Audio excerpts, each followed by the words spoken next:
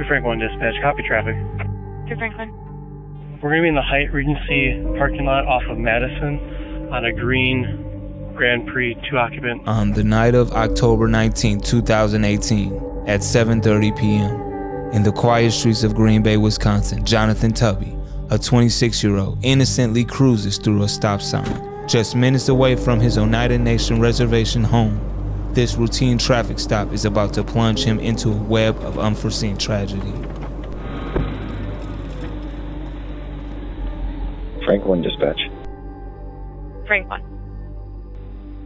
Our subject is in the back of the car. It looks like he has something in his hand.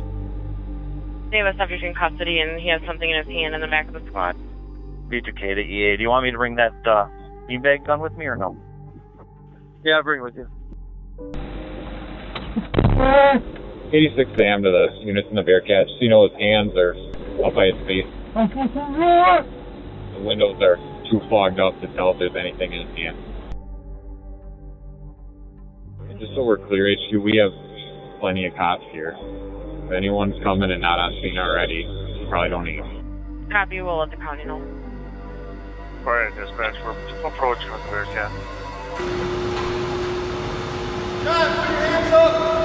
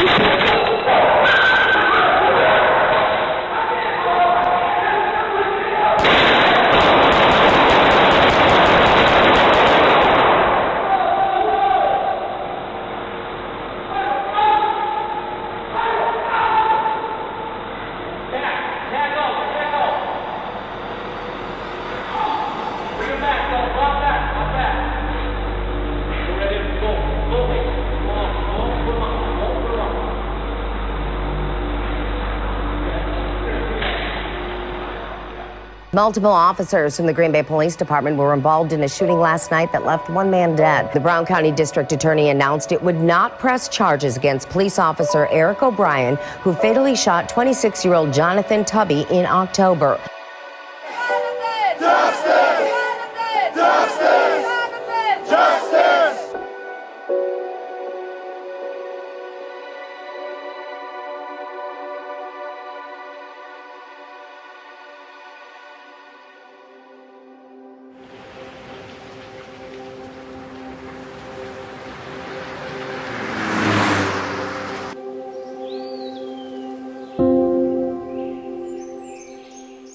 I miss the texts, the calls, happy birthday, Auntie, the hugs.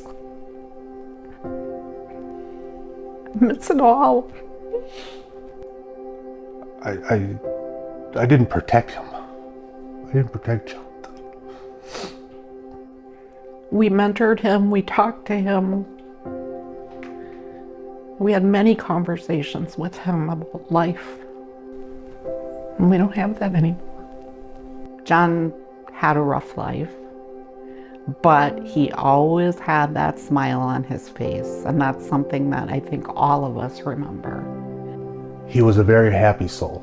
We made sure that that respect was instilled in him. He was a good kid. He loved to rap. I keep it on my toes all day, tear down. If you want to get it in right now. Kids don't know of the time then now. He inspired to be rich someday because he was going to be this big professional basketball player. And he was always going to come back and take care of me, buy this big, beautiful house so that we could all live together. You know, John had his struggles just like any young teenager, you know, but it was nothing that he couldn't overcome. The first time I saw him smoke dance.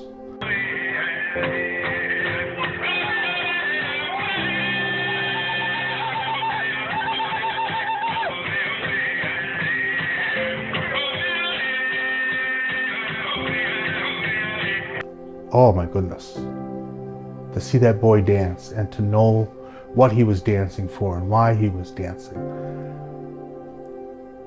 touched my heart. I miss him.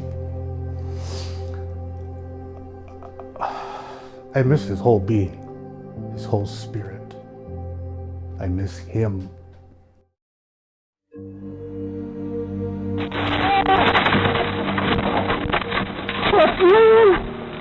I want people to know when they shot that window, Jonathan curled up in the fetal position. That is when he said, "What are you guys doing to me?"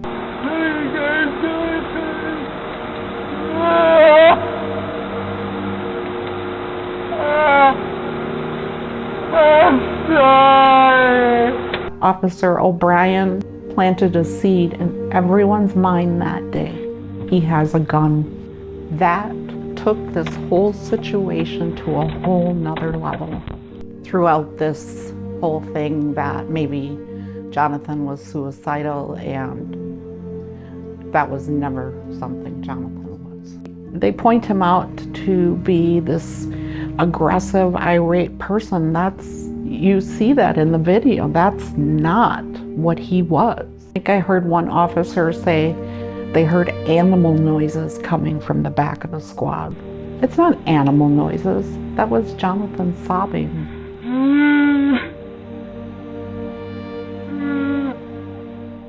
I heard an officer say, "Jonathan, show us your hands." And he said, "Okay, I can't.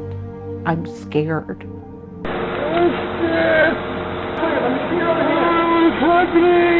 Numerous times he broke down in the back seat of that car. There was no plan.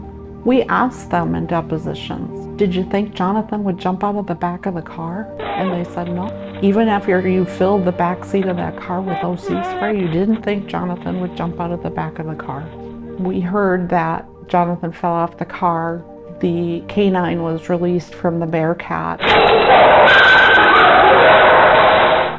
and was right on Jonathan as he was running. And he actually ran into a transport vehicle that was sitting there and kind of bounced back and then veered off to the right. O'Brien could not see Jonathan's hands because we saw it in the video, the flashlight. All he saw was his back. But as soon as that phrase came out, when we asked them, "Did you see a gun?" they said no. "How did you know Jonathan had a gun?" It was from what Officer O'Brien said. So Jonathan was running towards the Sallyport door. Officer O'Brien came around the corner of the Sallyport door and shot 8 times.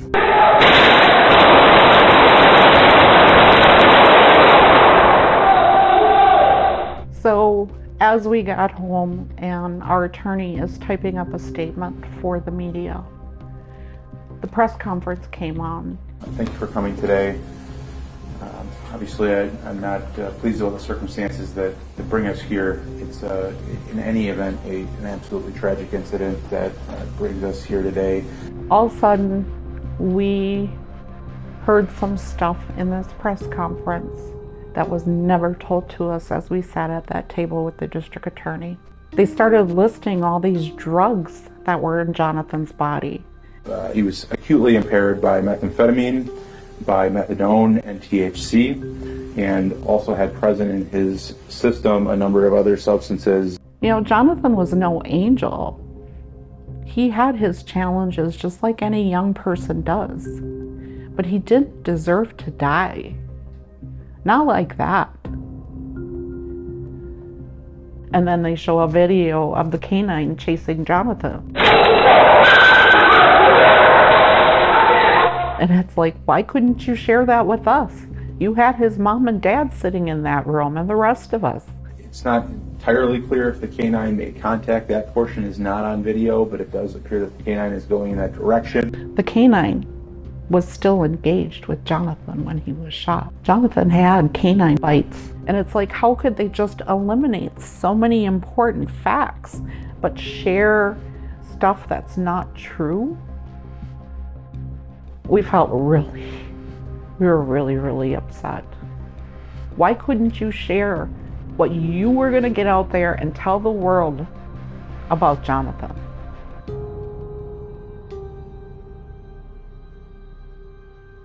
The picture that stands out that they showed everybody and that everybody uses is the picture of Jonathan with his hand under his, but you can't clearly say it's a gun. You cannot 100% say it's a gun.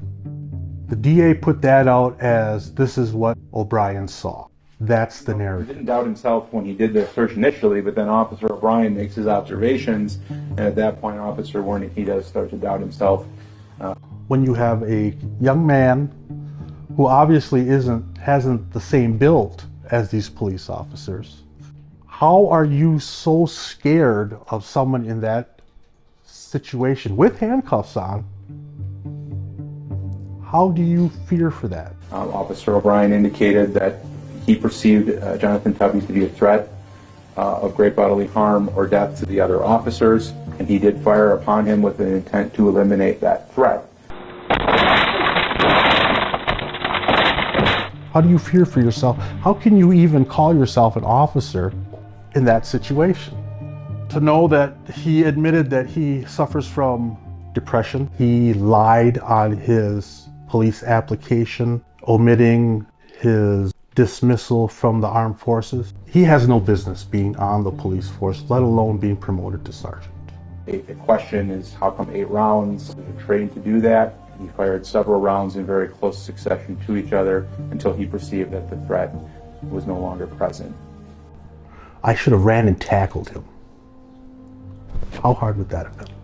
Green Bay police officers immediately began life-saving first aid measures in an attempt to save this individual, and paramedics were called. However, the suspect did not respond to treatment and was pronounced deceased at the scene.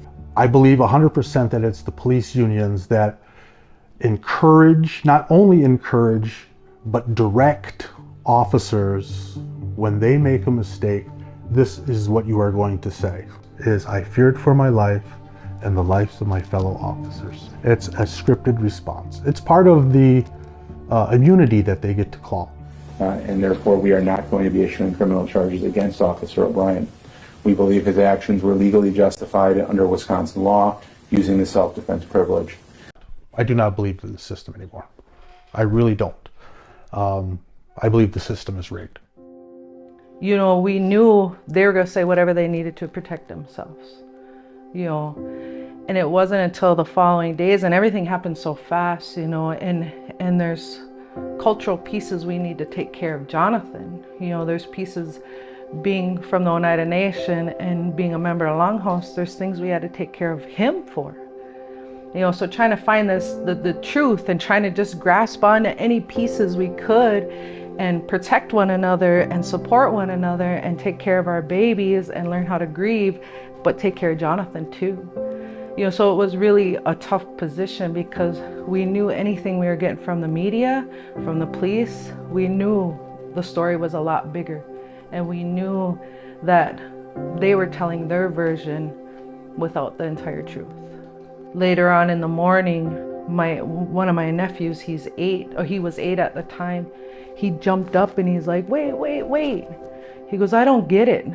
He goes, why not a taser?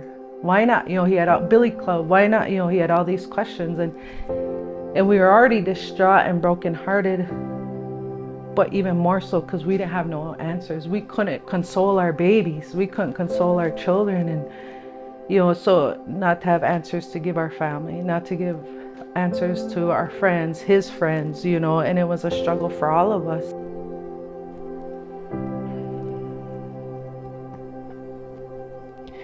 He was such a huge part of my family because we had him in our home. And he grew up with my kids. My nephew can't come back. I will never see my nephew again. It is all too often that officers are allowed to hide behind a badge that protects them from the injustices and the heinous acts on our loved ones. It is time for us to demand that officers are held accountable Police immunity should never give them the right to take a life, and it certainly should not allow them to play God and determine whose life should be saved and whose should not.